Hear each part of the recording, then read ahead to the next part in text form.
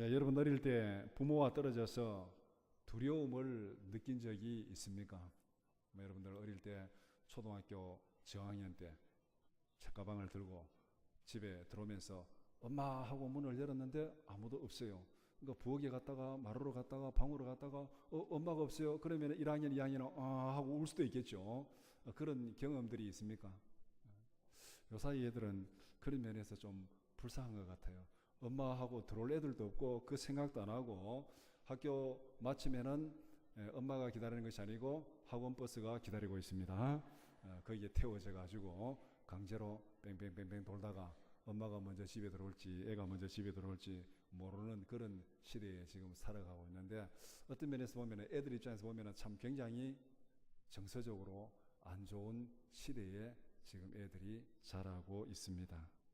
이 세상에서 혼자라는 느낌이 들 때 여러분의 마음은 어떻겠습니까? 사람은 공동체 안에서 함께 살아가도록 창조되었습니다. 남자와 여자로 창조되었습니다. 혼자 남겨진다는 것은 어떤 의미든지 간에 즐거운 일이 아닙니다. 사람들이 옆에 많이 있다고 해가지고 같이 있는 것이 아니고, 사람들이 아무리 많아도 혼자 남겨져 있다는 그런 생각이 들 때가 많이 있습니다. 예를 들면 요양원에 가서 누워 있는데 옆에 다 누워 있잖아요. 사람들 많은데 그때 찾아오는 자녀들이 없고 가족이 없으면 어떤 느낌이 들겠어요? 나는 옆에 많이 누워 있으니까 나는 친구들이 많이 있어 괜찮아, 그런 느낌이 들겠습니까? 나 혼자구나, 이 세상에 혼자 버려져 있구나, 그런 느낌을 받게 될 것입니다. 혼자 남겨진다는 것, 이거는 이유가 어찌됐든 간에 유쾌한 일이 아니고 즐거운 일이 아닙니다. 오늘 본문에서 제자들은 두려움과 근심이 가득합니다. 왜냐하면 예수님이 그들을 떠난다는 말을 들었기 때문에 그렇습니다. 제자들에게 있어서 예수님이 떠난다는 것, 어떤 의미가 있겠습니까? 그들은 3년 동안 예수님을 따라다녔어요. 예수님이 먹이시고 예수님이 인도하시고 예수님이 고치고 보호하시고 모든 걸 다 했습니다. 그런데 이제 세상으로부터는 배척을 당하고 있습니다. 오직 예수님 안에서 새로운 하나의 공동체, 세상에서 핍박을 받고 세상에서 배척을 당하는 예수님 안에서 하나의 공동체가 형성되었는데, 거기에서 예수님이 떠나버린다면 이걸 어떻게 보면 젖먹이 어린아이에게 있어서 엄마가 떠나는 것과 같은 그런 충격적인 사건이 바로 제자들에게 있어서는 예수님이 떠나는 사건입니다. 오늘의 이 본문 말씀 요한복음 16장 4절에서 15절은 예수님이 근심에 가득 찬 제자들을 위로하는 말씀입니다. 예수님은 자신이 떠나는 것은 걱정할 일이 아니라 오히려 기뻐할 일이다, 이렇게 제자들을 위로하고 있습니다. 왜냐하면 예수님이 떠나면은 다른 보혜사를 보내주기 때문이다, 이렇게 말씀합니다. 예수님이 떠난 다음에 오시는 보혜사가 누구이길래, 그 보혜사가 어떤 일을 하길래 예수님이 떠나는 것이 유익이라고 말씀하고 있습니까? 제자들에게 있어서는 예수님이 전부예요. 예수님이 시작이고 예수님이 전부입니다. 그런데 그 예수님이 떠나는 것이 유익이다. 왜? 보혜사가 오니까. 그럼 도대체 그 보혜사는 어떤 분인가? 그 보혜사가 오셔서 하는 일이 뭔가? 오늘 본문 말씀을 이 두 가지 질문으로 함께 살펴보고자 합니다. 첫 번째 질문, 성령은 어떤 분입니까? 두 번째 질문, 성령은 어떤 일을 하십니까? 첫 번째 질문입니다. 성령은 어떤 분입니까? 오늘 본문 7절 말씀 한번 같이 읽겠습니다. 시작. 그러나 내가 너희에게 실상을 말하노니 내가 떠나가는 것이 너희에게 유익이라. 내가 떠나가지 아니하면 보혜사가 너희에게로 오시지 아니할 것이요 가면 내가 그를 너희에게로 보내리니. 이 7절 말씀은 성령이 어떤 분인지를 간단하게 설명합니다. 여기서 제일 중요한 첫 번째, 성령이 어떤 분이나, 성령은 보혜사입니다. 보혜사. 오늘 이 7절 말씀에 이 보혜사가 너희에게로 온다 그랬습니다. 보혜사. 도대체 이 보혜사라는 말이 뭐냐? 우리가 일반적으로 사용하는 단어에 일반 사람들 사이에서는 이 보혜사라는 말을 쓰지 않습니다. 여러분들 친구들 만나가지고 보혜사 이렇게 얘기해 본 적 있습니까? 가족들끼리 얘기할 때 오늘 뭐 보혜사 만났냐 뭐 그런 얘기 해본 적이 있습니까? 보혜사라는 말은 일반적으로 우리가 쓰지 않는 용어입니다. 그런데 이 보혜사라는 말의 문자적 의미는 옆에서 말하는 자, 옆에서 말하는 자라는 뜻입니다. 옆에서 말하는 자. 자, 그러면은 이 옆에서 말하는 자라고 얘기할 때 그 보혜사가 어떤 사람을 두고 말하는가? 보호자.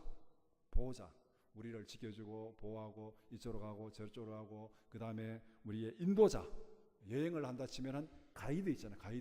가이드가 옆에서 그쪽으로 가면 안 됩니다. 이쪽으로 따라오세요. 이거는 무엇이고 설명하고 자 언제까지 오세요. 그 다음에 뭐 식사하세요. 옆에서 말하는 자.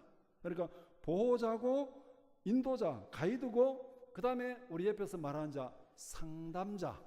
우리가 고민이 있으면은 가서 털어놓고 얘기하면은 듣고 또 얘기해주고 위로해주고 상담자.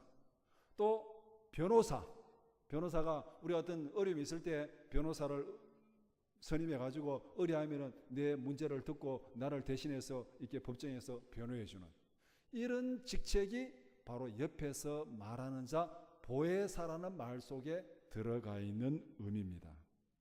다른 말로 말하면은 예수님이 우리의 보혜사입니다. 그리고 성령은 또 다른 보혜사입니다. 예수님도 보혜사고 성령도 보혜사입니다. 보혜사는 우리의 보호자고 우리의 상담자고 우리의 변호사고 우리의 인도자고 여행 가이드와 같은 그런 존재가 보혜사. 이 모든 걸 다 통합해서 이것이 보혜사다. 간단히 말하면은 젖먹이 어린아이에게 있어서 어머니와 같은 존재입니다. 젖먹이 어린아이에게 있어서 필요한 게 뭡니까? 엄마만 있으면 다 되잖아요. 엄마만 있으면 모든 게 다 됩니다. 추워도 더워도 배고파도 똥을 싸도 오줌을 싸도 무슨 위험이 있어도 엄마가 있으면 다 해결되는 거예요. 그게 바로 여기서 말하는 보혜사라는 말의 의미입니다. 예수님이 바로 제자들에게 보혜사고 예수님이 떠나면은 성령이 다른 보혜사. 그래서 요한복음 14장 16절 내가 아버지께 구하겠으니 그가 또 다른 보혜사를 너희에게 주사 영원토록 너희와 함께 있게 하리니. 성령이 또 다른 보혜사. 내가 떠나면은 내가 아버지께 구하겠으니 그가 또 다른 보혜사. 이 말은 예수님이 보혜사고 성령이 또 다른 보혜사라는 뜻입니다. 그러니까 성령은 어떤 분입니까? 성령은 보혜사입니다. 성령은 우리의 보혜사. 그 다음에 두 번째, 성령은 예수님이 떠나면 오시는 분입니다. 7절 말씀, 내가 떠나가지 아니하면 보혜사가 너희에게로 오시지 아니할 것이요. 그러니까 예수님이 보혜사고 이 보혜사가 있는데 또 다른 보혜사가 올 필요가 없잖아요. 예수님이 떠나면은 또 다른 보혜사가 오는 거예요. 쉽게 말하면은 여행할 때 이렇게 생각하면 됩니다. 우리가 무슨 해외 여행을 하면은 뭐 한 나라만 가는 것도 아니고 여러 나라 갈 수가 있잖아요. 예를 들어서 성지순례를 간다고 가정을 합시다. 그러면 터키 지역에서 이렇게 막 이렇게 그 성지순례를 했습니다. 그러면 터키 지역에서 그 여행 안내하는 가이드가 있잖아요. 터키에서 가이드 쭉 하고 그 다음에 이제 비행기를 타고 이제 이스라엘로 가면은 또 이스라엘에서도 현지 가이드가 나오잖아요. 그런데 터키 지역을 여행하는데 이스라엘 현지 가이드가 터키 지역에서부터 같이 따라다닐 일은 없잖아요. 그럴 필요도 없고. 그러니까 거기는 하나 터키 지역을 이렇게 안내하는 가이드가 있으면 되고 그 다음에 이스라엘 가면 이스라엘 지역을 안내하는 가이드가 있으면 되고 그와 마찬가지로 예수님이 우리에게 있는 동안에는 성령이 오실 이유가 별로 없다는 겁니다. 그래서 예수님이 떠나시면은 성령이 오신다. 그러니까 다른 보혜사. 예수님이 떠나갔으니까 다른 성경에 보면은 너희를 고아와 같이 남겨두지 아니하시고, 그러니까 보혜사가 어머니와 같이 생각하면 된다 그랬죠. 젖먹이에서 어머니같이. 어머니가 떠나버리면 고아가 되는 것이요. 너희를 고아와 같이 버려두지 아니하시고 다른 보혜사 성령을 너희에게 보내리라. 예수님이 떠나가시면은 우리에게 오시는 분이 성령입니다. 그 다음에 세 번째, 성령은 예수님이 보내십니다. 7절에 가면 내가 그를 너희에게로 보내리니. 예수님이 그를 너희에게 보내리니. 성경 다른 데 보면 이렇게 표현을 씁니다. 요한복음 14장 16절 내가 아버지께 구하겠으니. 그 다음에 14장 26절 보혜사 곧 아버지께서 내 이름으로 보내실 성령. 오늘 본문에서는 내가 그를 너희에게 보낸다. 또 다른 본문에서는 내가 아버지께 구하겠다. 보혜사를 보내달라고. 그 다음에 또 다른 본문에는 보혜사 곧 아버지께서 내 이름으로 보내시느니. 이걸 다 합치면 어떻게 됩니까? 예수님께서 하나님께 구해가지고 예수 이름으로 오시는 분이 성령이라는 거예요. 예수님께서 요청해서 하나님께서 예수 이름으로 보내시는 분이 성령. 그래서 여기서 오늘 본문에서는 내가 그를 너에게 보내겠다 이렇게 말씀한 것입니다. 그 다음에 네 번째, 성령은 진리의 영입니다.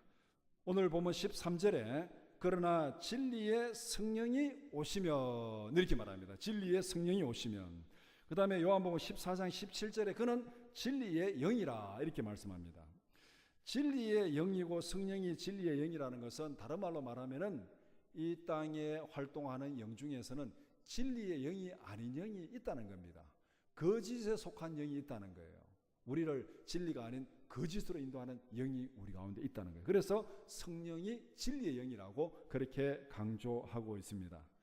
하나님께 불순종하는 거짓 영, 또 우리를 진리가 아닌 거짓으로 악으로 인도하는 그런 거짓 영이 우리 가운데 분명히 활동하고 있습니다.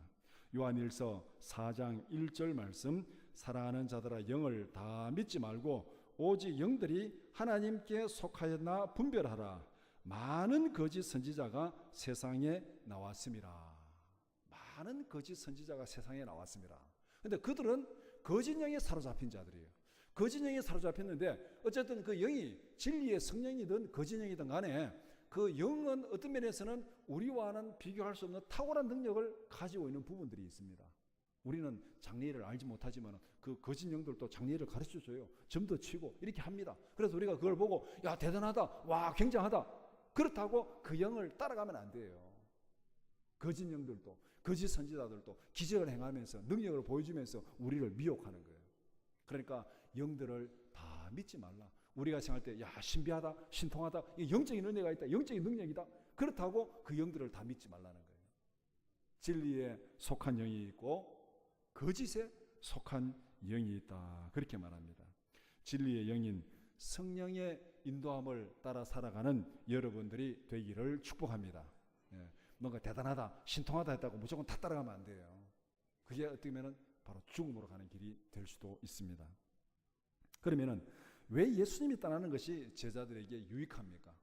여러 가지로 말할 수 있는데 요한복음 14장 16절에서 17절 말씀이 잘 설명을 해주고 있습니다. 이 말씀 보면은 왜 유익한지를 정리하고 있는데 요한복음 14장 16절 17절 내가 아버지께 구하겠으니 그가 또 다른 보혜사를 너희에게 주사 영원토록 너희와 함께 있게 하리니 그는 진리의 영이라 세상은 능히 그를 받지 못하나니 이는 그를 보지도 못하고 알지도 못함이라 그러나 너희는 그를 아나니 그는 너희와 함께 거하심이요 또 너희 속에 계시겠습니다. 예수님이 떠나는 것이 왜 유익합니까? 세 가지로 정리할 수 있습니다. 첫 번째는 다른 보혜사 진리의 성령을 너희에게 보내준다. 그러니까 예수님이 보혜사인데 예수님이 떠나면은 너희들을 고아와 같이 버려두지 아니하고 다른 보혜사를, 다른 보호자를, 다른 인도자를, 다른 상담자를, 다른 가이드를, 다른 변호사를 너희에게 보내줄 것이다. 두 번째, 진리의 성령은 제자들과 영원토록 함께 있을 것이다. 이제는 다시 떠날 일이 없다는 거예요. 예수님은 오셨다가 떠납니다. 육체로 오셨다가 십자가를 지고 죽음을 당하고 떠납니다. 그렇게 하기 위해서 예수님은 오셨어요. 그런데 성령은 영원히 함께 있으리라. 떠날 일이 없습니다. 세 번째, 진리의 성령은 믿는 자들과 함께 있고 그들 속에 있습니다. 그러니까 이제는 분리될 이유가 없다는 거예요. 분리될 이유가 없어요. 믿는 자들 속에 있기 때문에. 여행을 가면은 복잡한 관광지에서 이 가이드 잊어버릴까봐 좀 불안하잖아요. 영어도 모르고 또 뭐 다른 그 현지 말도 모르는 사람들은 어쨌든 가이드 뒤를 쫓아서 따라다녀야 되는데, 근데 가이드와 함께 있긴 있는데 이 분리될지도 모르잖아. 복잡한 데 가서 막 섞여버리면 모르잖아요. 그런데 성령은 우리와 함께 할 뿐만 아니라 어디 있다 그랬습니까? 우리 안에 있습니다. 우리 안에 있습니다. 그러니까 아무리 복잡한 데 가도 아무리 힘든 데 가도 분리될 수 있습니까? 없습니까? 분리될 이유가 없어요. 그러니까 이 성령이 우리 가운데 오는 것이 더 유익하다 얘기하는 것이 영원히 함께 있고 우리와 함께 있고 우리 안에 있기 때문에 예수님은 근심하는 제자들에게 진리의 성령을 보내주시겠다고 약속하시면서 위로하십니다. 그리고 자연스럽게 진리의 성령이 오시면은 어떤 일을 하는가? 우리 가운데서, 우리 안에서 어떤 일을 하기 때문에 유익이냐? 성령의 하시는 일로 자연스럽게 넘어갑니다. 그래서 두 번째 질문, 성령은 어떤 일을 하십니까? 믿는 자들과 함께 하시는 성령은, 또 믿는 자들 안에서 성령은 하시는 일이 무엇입니까? 성령의 첫 번째 사역은 세상을 책망하리라, 그렇게 말씀합니다. 오늘 8절 말씀 같이 읽어보겠습니다. 시작. 그가 와서 죄에 대하여, 의에 대하여, 심판에 대하여 세상을 책망하시리라. 이 책망한다는 말, 책망한다는 말은 평가한다, 정죄한다, 심판한다는 뜻입니다. 평가한다, 정죄한다, 심판한다. 쉽게 얘기하면은 답안지 채점한다 생각하면 됩니다. 답안지 채점한다. 답안지를 작성하는 것은 시험 보는 사람의 마음입니다. 어떻게 쓰든지 간에, 백지를 내든지 그 안에 뭐를 쓰든지 뭐를 쓰든지 간에 그거는 시험을 치는 수험생의 마음입니다. 그 다음에 그 답안지가 바른지 틀린지는 채점자의 마음입니다. 채점자의 기준으로 답안지를 쓰는 거예요. 이 답이 쓰는 사람은 자기가 정말 이게 정답이라고 맞다고 썼는데 채점자가 볼 때는 틀린 거예요. 채점자가 그 모든 것을 보고 이거는 틀렸고 왜 틀렸는지 채점하는 거예요. 책망한다는 말은 바로 그런 의미입니다. 평가한다, 정죄한다, 심판한다. 쉽게 말하면 세상이 작성한 시험지를 평가하는, 채점하는 분이 성령입니다.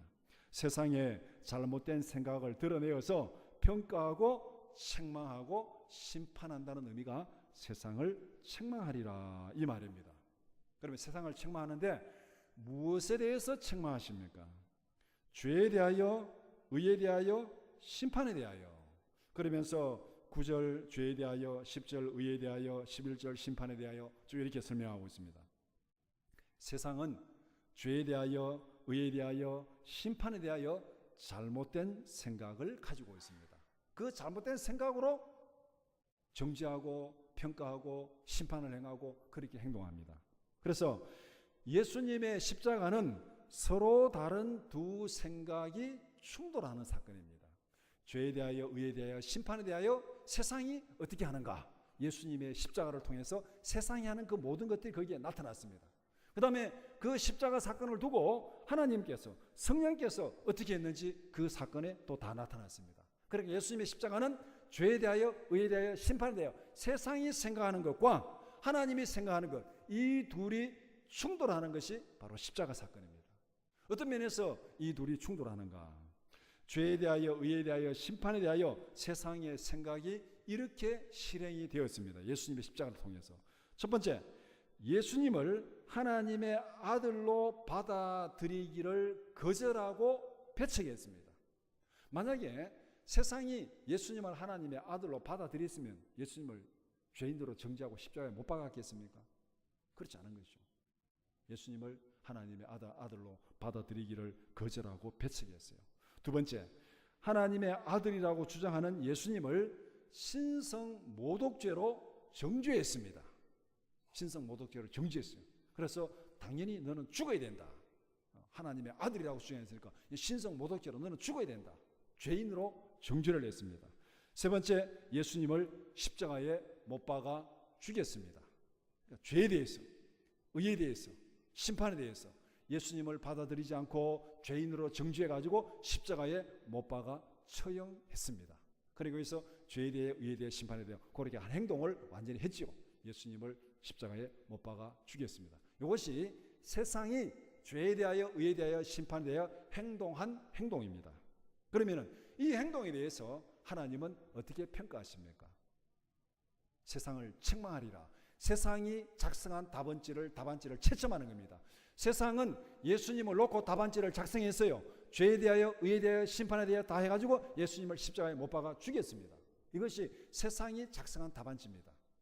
이 세상이 작성한 답안지를 성령이 오셔서 어떻게 채점했느냐? 성령이 오셔서 세상의 잘못된 생각과 행동을 책망하십니다. 죄에 대하여 세상은 예수님을 하나님의 아들로 인정하지 않았습니다. 요한복음 3장 19절 그 정죄는 이것이니 곧 빛이 세상에 왔으되 사람들이 자기 행위가 악함으로 빛보다 어두움을 더 사랑한 것이니라. 죄는 하나님을 배척하고 하나님의 말씀에 불순종하는 것입니다. 독생자 예수 그리스도를 배척하는 것이 죄의 뿌리고 죄의 근본입니다. 성령은 세상이 가지고 있는 죄의 뿌리를 드러냅니다. 가장 큰 죄가 뭐냐? 근본적인 죄가 뭐냐? 하나님을 거역하고 하나님께 불순종하는 것이 죄의 뿌리라는 겁니다. 창세기 3장에서 아담과 하와가 범죄한 것이 여기에 있고, 그 다음에 예수님을 배척하고 거역한 사람들의 세상 죄가 바로 여기에 있다는 거예요. 교통질서를 어기고 사람을 죽였고, 그것도 죄지만은, 그러나 더 근본적인 죄는 뭐냐면 하나님을 거역하고 하나님을 배척하고 하나님께 불순종하는 것, 이게 죄의 뿌리라는 것. 숨겨져 있는 그 죄의 뿌리를 드러내가지고 죄가 뭔지를 보여주는 것, 이것이 바로 성령이 오시면 첫 번째 하는 일입니다. 두 번째, 의에 대하여 세상은 예수님을 배척하고 죄인으로 정죄하였습니다. 자기들의 기준으로 예수님을 정죄한 것입니다. 자기들의 기준으로.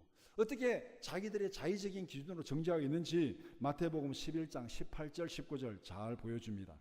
요한이 와서 먹지도 않고 마시지도 아니하며 그들이 말하기를 귀신이 들렸다 하더니 인자는 와서 먹고 마시며 말하기를 보라, 먹기를 탐하고 포도주를 즐기는 사람이요 세리와 죄인의 친구로다 하니 지혜는 그 행한 일로 인하여 옳다함을 얻느니라.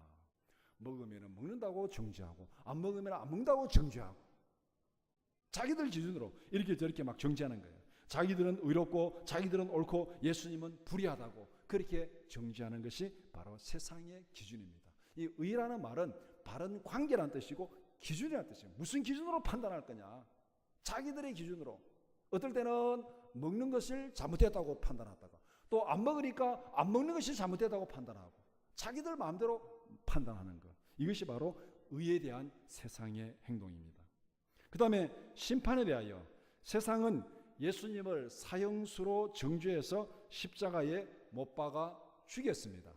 자기들이 끝났다고, 이겼다고, 모든 심판을 행했다고 그렇게 선언했습니다. 그러나 십자가의 죽음이 대반전을 가지고 옵니다. 사도행전 2장 36절 그런즉 이스라엘 온 집은 확실히 알지니 너희가 십자가에 못 박은 이 예수를 하나님이 주와 그리스도가 되게 하셨느니라. 세상은 예수님을 죄인으로 정죄해가지고 십자가에 못 박아 죽였습니다. 그러면 예수님이 영원히 멸망돼야 돼요. 그 답안지를 성령이 오셔서 평가하는데 어떻게 평가했습니까? 십자가에 죄인으로 죽은 예수님을 살리셨습니다. 살리셨어요. 그리고 주와 그리스도가 되게 했습니다. 그러면 세상이 작성한 답안지가 맞다는 거예요? 틀렸다는 거예요? 틀렸다는 거예요. 세상이 작성한 답안지가 틀렸다는 거예요. 예수님을 죄인으로 정죄해가지고 죽인 것은 잘못된 것이다. 성령이 오셔서 예수님을 살리시고 주와 그리스도가 되게 했다. 이것이 바로 성령이 이 땅에 오셔서 하시는 일입니다.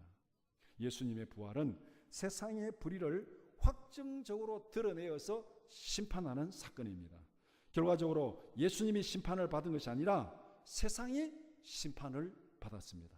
성령은 죄에 대하여, 의에 대하여, 심판에 대하여 세상을 책망하고 심판했습니다. 이것이 성령의 첫 번째 사역. 성령의 두 번째 사역, 너희를 진리 가운데로 인도하시리라. 13절 말씀 한번 같이 읽겠습니다. 시작. 그가 진리의 성령이 오시면 그가 너희를 모든 진리 가운데로 인도하시리니 그가 스스로 말하지 않고 오직 들은 것을 말하며 장래 일을 너희에게 알리시리라. 그가 스스로 말하지 않고 오직 들은 것을 말하며, 성령은 하나님의 말씀을 밝히 드러내고 깨닫게 하는 일을 하십니다. 요한복음 14장 26절 보혜사 곧 아버지께서 내 이름으로 보내실 성령 그가 너희에게 모든 것을 가르치고 내가 너희에게 말한 모든 것을 생각나게 하리라. 성령이 오시면 제일 먼저 하시는 일이 뭡니까? 세상을 책망하는 거예요. 죄에 대해서. 그래서 우리가 예수 안 믿는 사람이 성령의 은혜를 받으면 제일 먼저 하는 일이 뭐죠? 회개하는 일, 회개하는 일. 나는 죄인으로서이다. 왜? 우리 안에 있는 죄를 드러내 보여주기 때문에. 회개하는 일이 제일 첫 번째 하는 일이에요. 성령이 우리 가운데 오시면. 그 다음에 두 번째 하는 일이 뭐냐면은 보고 들은 말씀을 기억하고 깨닫게 하는 거예요. 말씀을 깨닫게 하는 거예요. 그 다음에 13절에 장래일을 너희에게 알리시리라. 성령의 예언적 사역을 말씀합니다. 로마서 12장 6절에서 8절 성령의 여러 가지 은사를 얘기하고 있는데, 우리에게 주신 은혜대로 받은 은사가 각각 다르니 혹 예언이면 믿음의 분수대로, 혹 섬기는 일이면 섬기는 일로, 혹 가르치는 자면 가르치는 일로, 혹 위로하는 자면 위로하는 일로, 구제하는 자는 성실함으로, 다스리는 자는 부지런함으로, 긍휼을 베푸는 자는 즐거움으로 할 것이니라. 성령께서 우리 여러 가지 은사를 주는데 그 중에 하나가 예언의 은사도 포함되고 우리를 진리 가운데로 인도하는 그 일을 하신다는 거예요. 하나님의 계획을 알고 계시는 성령께서 우리를 진리 가운데로 인도하십니다. 우리는 하나님의 계획을 다 몰라요. 다 모르기 때문에 그때 지금 우리가 이렇게 가는데, 성령은 이미 그 앞에 하나님의 마지막 계획까지 다 알고 계시기 때문에 우리를 진리 가운데로 인도하시는 거예요. 이것을 예를 들어 설명하면은 운전자가 내비게이션에 목적지를 설정해 놓고 운전해 가는 것과 마찬가지입니다. 목적지를 다 설정해 놓으면은 그 내비게이션은 이제 지금 목적지가 어딘지 알고 내가 출발지가 어딘지 알잖아요. 출발지에서 목적지 가는 동안에 인도합니다. 우리가 잘못 길을 가면은 띵동 경로를 이탈했습니다. 우회전하세요. 띵동 좌회전하세요. 그 다음에 어디서 유턴하세요. 이렇게 해가지고 목적지에 도달하는 거예요. 성령이 우리에게 바로 그런 역할을 합니다. 왜냐하면 성령은 우리가 가야 할 목적지를 알고 있습니다. 하나님의 뜻, 하나님의 계획을 알고 있습니다. 그러니까 우리가 목적지를 알기 때문에 우리가 여기서 가는데 성령이 우리를 인도해 가시는 거예요. 잘못 가면은 띵동 하고 경고를 주는 거예요. 그게 아니라고. 말씀을 통해서, 기도 가운데 다른 사람을 통해서 우리를 인도하고 바로잡아가는 거예요. 그렇게 해서 우리 앞길을 인도해서 목적지에 도달하게 하는, 이것이 바로 장래일을 너희에게 알리시리라, 진리로 너희를 인도하시리라는 말이 바로 이 말씀입니다. 성령의 세 번째 사역, 그리스도의 영광을 나타낸다. 14절에 그가 내 영광을 나타내리니. 성령의 궁극적인 목표는 그리스도의 복음을 세상에 나타내는 것입니다. 고린도전서 12장 7절에서 11절 거기에 많은 그 성령의 은사를 얘기하는데, 각 사람에게 성령을 나타내심은 유익하게 하려 하심이라. 어떤 사람에게는 성령으로 말미암아 지혜의 말씀을, 어떤 사람에게는 같은 성령을 따라 지식의 말씀을, 다른 사람에게는 같은 성령으로 믿음을, 어떤 사람에게는 한 성령으로 병 고치는 은사를, 어떤 사람에게는 능력 행함을, 어떤 사람에게는 예언함을, 어떤 사람에게는 영들 분별함을, 다른 사람에게는 각종 방언 말함을, 어떤 사람에게는 방언들 통역함을 주시나니, 이 모든 일은 같은 한 성령이 행하사 그의 뜻대로 각 사람에게 나누어 주시는 것이니라. 이 많은 은사를 주시는 목적이 뭡니까? 유익하게 하기 위해서. 성령의 은사는 다양하지만 모든 은사의 목적은 성도를 세우고 교회를 세우기 위한 것입니다. 성령의 사역은 그리스도의 몸인 교회를 유익하게 하기 위한 것. 궁극적으로 이 세상에서 그리스도를 영화롭게 하는 것이 성령의 사역입니다.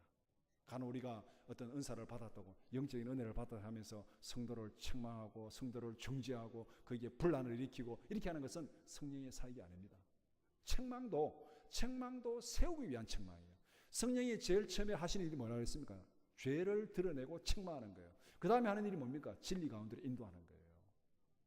그러니까 책망도 세우기 위한 책망이 돼야지, 책망으로 끝나면 그거는 성령의 사역이 아니에요. 그래서 성경은 모든 것을 사랑으로 하라, 그렇게 말씀하고 있습니다. 그래서 보혜사로 오신 성령이 하시는 일을 세 가지로 정리할 수 있습니다. 첫 번째는 세상을 심판하신다. 세상의 죄를 드러내어서 책망하는 거예요. 두 번째는 우리를 진리 가운데로 인도하신다. 세 번째는 그리스도의 영광을 드러낸다. 그러니까 이 성령이 오시기 때문에 걱정할 필요가 없다. 예수님이 제자들이 그렇게 얘기하는 거예요. 성령, 이런 성령이 오시니까 우리의 죄를 드러내고 세상의 죄를 들어서 책망하고 우리를 진리 가운데로 인도하는 성령이 오시기 때문에 두려워할 필요가 없고 걱정할 필요가 없다. 그렇게 위로하고 있습니다. 말씀을 정리해 봅시다. 제자들은 예수님이 떠난다는 사실에 근심이 가득합니다. 예수님은 걱정하지 말라고 위로하십니다. 오히려 예수님이 떠나는 것이 제자들에게 유익이라고 말씀합니다. 왜냐하면 보혜사 성령을 보내시기 때문에 그렇습니다. 예수님이 보내실 성령은 어떤 분입니까? 진리의 영으로 오신 우리의 보혜사입니다. 우리의 보혜사, 우리의 보호자요, 우리의 인도자요, 우리의 카운셀러요, 우리의 변호사요, 젖먹이 어린아이에게서 어머니와 같은 존재, 그분이 보혜사 성령입니다. 믿는 자들과 함께 하시고 믿는 자들 안에 영원히 거하시는 분, 그게 성령입니다. 우리에게 젖먹이에서 어린아이와 젖먹이에서 어머니와 같고, 그분이 우리와 함께 하시고 우리 안에 있고 영원히 함께 하시는 분, 이분이 우리 안에 있는 성령입니다. 보혜사로 오신 성령이 어떤 일을 하십니까? 세상의 잘못된 생각과 행동을 책망하고 심판합니다. 세상이 잘못할 때 그거는 죄야, 그건 잘못되어서 죄를 드러내서 책망하는 것이 성령이 하는 일이에요. 두 번째는 불의한 세상에서 믿는 자들을 보호하시고 진리 가운데로 인도하십니다. 세 번째는 그리스도의 영광을 드러냅니다. 우리가 성령 안에서 살아간다는 것은 바로 이 일을 하면서 살아가는 거예요. 우리가 세상을 책망할 수 있어야 되고 세상의 잘못을 책망할 수 있어야 되는 거예요. 그리고 진리 가운데서 하나님의 영광을 드러내는 그 일이 바로 성령 안에 살아가는 우리 성도들의 하는 일입니다. 우리 안에 계시는 성령의 인도하심을 따라서 불의한 세상을 부러워할 것이 아니라 오히려 세상의 불의를 책망하며 진리를 드러내며 살아가는 우리 모든 성도들이 되기를 주님의 이름으로 축원합니다.